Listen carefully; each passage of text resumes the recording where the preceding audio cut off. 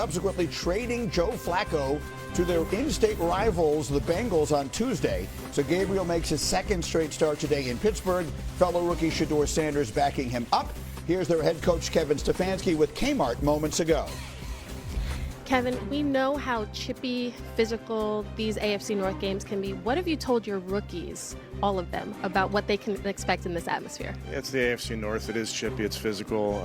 Going against our opponents in this division, we know what to expect in all these games. Our young guys have been through rivalry week. They know what that feels like. So very similar, but bottom line is it comes down to who's going to do their job for 60 minutes. Now, we saw Dillon Gabriel last week, quick decision-making, poise in the pocket. How do you play to his strengths so you can sustain drives better, but also balance that with a defense that is second in takeaways? Yeah, every week presents a different challenge, a unique challenge, if you will, and obviously this defense does a great job of taking the ball away. We need to find a way as an offense to be complementary to this football team, score points, and that will obviously include running the ball, throwing the ball. So being smart when we are making decisions back there will be really important. Now, Mike Tomlin called Myles Garrett one of the few players you have to game plan for. How important is it for Myles to have one of his vintage performances today, especially against Aaron Rodgers, a quarterback he is very excited to try to sack? I mean, Myles is our best football player on this team. He knows that. Everybody knows that. So we expect a lot of him. I know he's excited about the challenge today. Thank you, Kevin.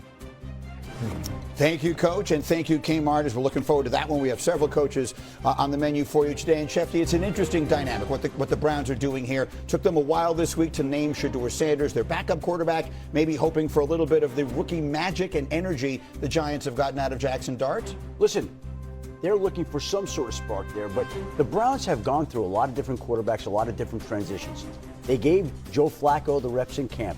They wound up trading him to the Bengals. They gave Kenny Pickett some reps. They wound up trading him to the Raiders. They're going to wind up playing both those quarterbacks at some point in time. And now their first and second string quarterbacks are both rookies. So they have an eye to the future. And there's an awkward dynamic there between Dillon Gabriel and Shedeur Sanders. They both want the same thing. They're both in the rookie class. They're both competing for that starting. It's a strange dynamic. But the Browns are going to win football games running the football and playing good defense. It's a strange dynamic, but I think they got it right finally. I mean, it took them 6 weeks finally to put one of these rookies up. And, of course, Shedeur Sanders should be the backup because I hope we get to see both of them, fellas. I mean, not today, but eventually. Yes. I mean, with their capital next year, these two rookie quarterbacks can possibly be something for them. And they've got to see them both at some point this season to see what they've got at the quarterback. You know, with all this excitement, Brew, you hit it right on. One thing about these rookie quarterbacks, Rex, just a few weeks ago, you had a bang shown in the middle, your head sitting up here talking about a rookie quarterback. But one thing that I would really say, with all this talk surrounding the quarterback position and Shedeur Sanders, what happened to draft day, I'll just say this, Shedeur Sanders, when your time comes, be ready.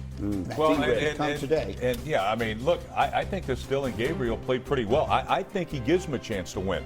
Last week, he gave him a chance to win. Why? He protects the football, protects his team. He's got an outstanding defense behind him. So hit the things that are there.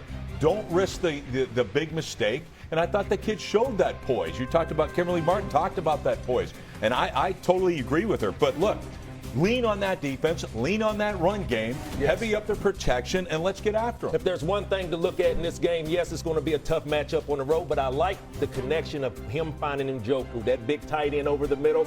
It's going to be a tough task in Pittsburgh, but I think them two can make some hay today. And if I could just say this about Cleveland, if you look at them as a whole, how many rookies are playing for this team right now? I mean, they have got double-digit number of rookies that are contributing for them, most in the National Football League. 13 rookies that are putting on significant. The Junkins kid is a good running back. Yes, he I is. like Really the Schlesinger kid that got at linebacker. The Graham kid is their top draft pick. But you see, I mean, is this the future for Cleveland? Do you finally see something that they're forming with these young players and young quarterbacks that could be something? That is a lot of young talent. And let's remember that they have 2 first-round draft picks in the 2026 draft. So there is, I mean, maybe we've said this before about the Browns, but there is the foundation to build upon something in Cleveland, especially if they can get the quarterback right. Rex, I want to go back to what you were just saying a moment ago, because boy, are the trends in the opposite direction if you're Cleveland today. They've lost 21 consecutive road games in the regular season at Pittsburgh, and the Steelers have won 8 straight games following their bye, going back to 2017. But when you said you think that the rookie gives them a chance to win, do you mean today? You like the Browns have a shot to win today in Pittsburgh? Absolutely. I know the points, spread is huge and all that. They're going to be my dog, but I absolutely do, because I think their defense will keep them in this game. And then run the football. I love the running back out of Ohio State, the Judkins kid. Judkins. I think he's outstanding. And now you got a guy that actually protect the football, unlike Joe Flacco did for every game he played, which is ridiculous why he was in there for any games.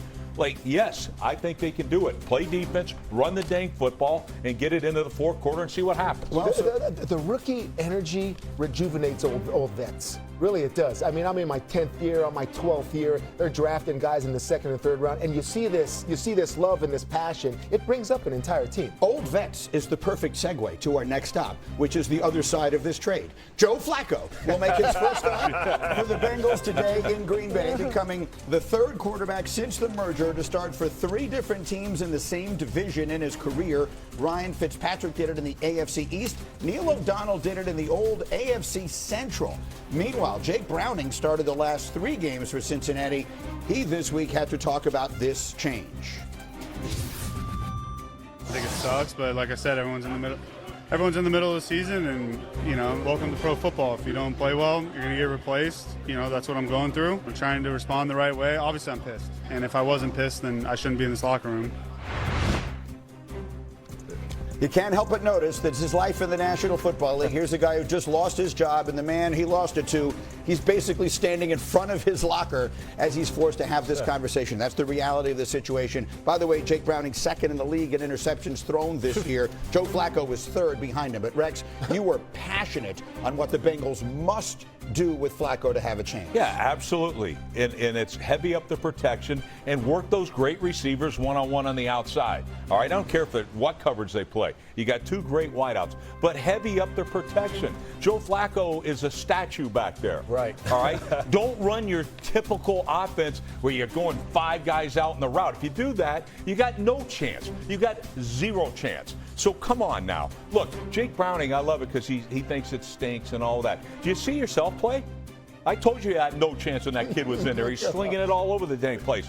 Well, Joe Flacco will do the exact same thing unless you change your offense. Protection first. Protection first.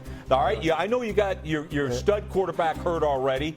Let's not get this old guy hurt too. Heavy up the protection, work those outside receivers. I just talked to you guys about that young rookie energy that old vets get. I mean, I'm sitting there and we bring in Joe Flacco and I'm like, man, are we this desperate? Really, that's what I'm thinking here. Because they have to do something. Joe Flacco was the worst fourth quarter quarterback in the National Football League. I mean, just the worst, the way he played in the most critical juncture of the game. I mean, you mentioned Jake Browning throwing his picks, but then Joe Flacco also threw his. So are we really getting better with this? And you're watching him just thinking, all right, what's the old man going to do? What happens when the old man gets sacked? I mean, this is not a boost. I mean, until I see a bomb to Chase or Higgins, whoever it may be. But it's like I'm thinking they're like, man, we are desperate in the Cincinnati Bengals locker room. The crazy thing about this is you guys mentioned, you're talking about Browning was second in interceptions. Correct. But then you bring in the guy who's third. That's third in interception. So there's something that has to be positive about it is for T. Higgins and Jamar Chase.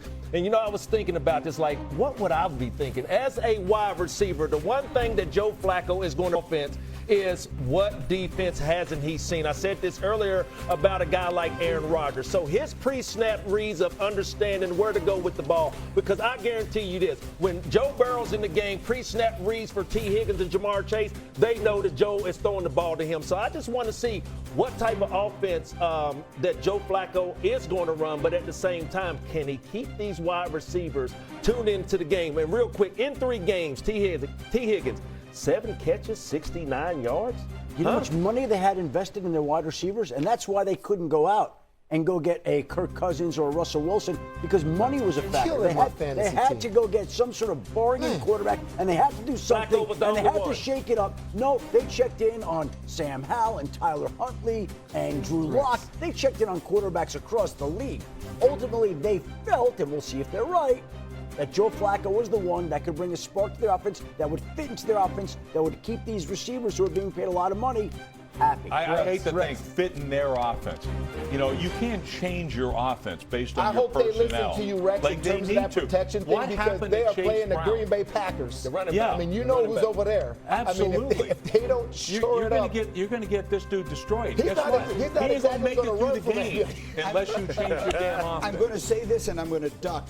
Joe Flacco did just beat the Packers a couple of weeks ago. I know he didn't have a lot to Browns do with defense. it, perhaps. The Browns defense won that game, but Flacco did beat this team just a few weeks ago. Does that mean nothing? You're just staring at It me means like that. nothing. No, We saw that. Miles Garrett ain't playing for Cincinnati. That's why I said I was going to duck when I said it, because I knew it was a ridiculous point to make, but that's what I do here.